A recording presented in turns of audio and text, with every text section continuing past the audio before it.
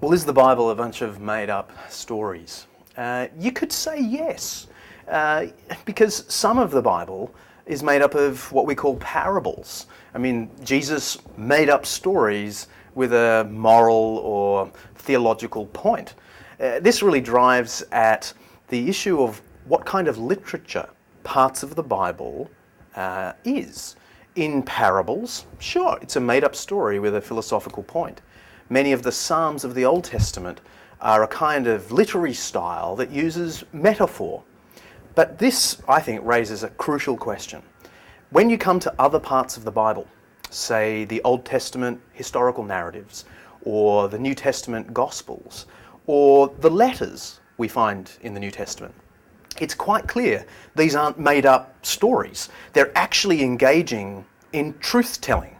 If you just think of the Old Testament stories about the great patriarchs, Abraham, Isaac and Jacob, some people used to think these stories were just made up, but the more we've discovered about ancient culture of the period these stories are set, the more we've come to believe that they have the flavour of truth-telling.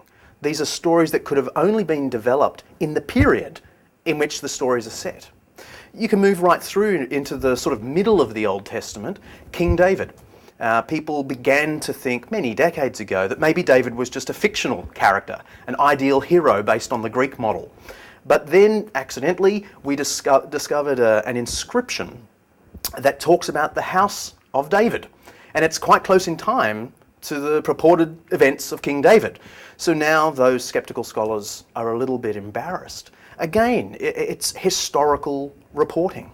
When we move into the Gospels, the first thing you're confronted with is they fit in the literary style that we know from antiquity of the bios, from which we get the word biography. Now, these aren't normal biographies in the modern sense, but they're normal biographies in the ancient sense. That is, they're real historical reports about a figure from antiquity. I'm not saying you can prove everything in the Gospels, but they have the character of real historical storytelling.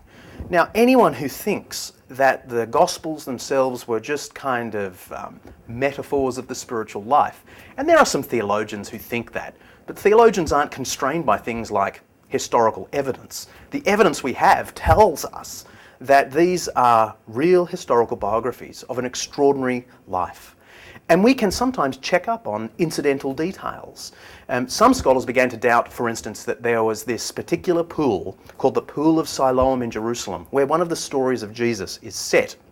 And some people, because we dug all around Jerusalem and not found this pool, thought it didn't exist. Maybe it's just a made-up story.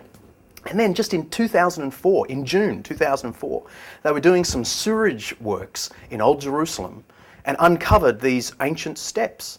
The Israel Antiquities Authority was brought in, they dug up the whole site. We have discovered the largest Jewish bathing pool ever found, smack bang in the middle of the Siloam district.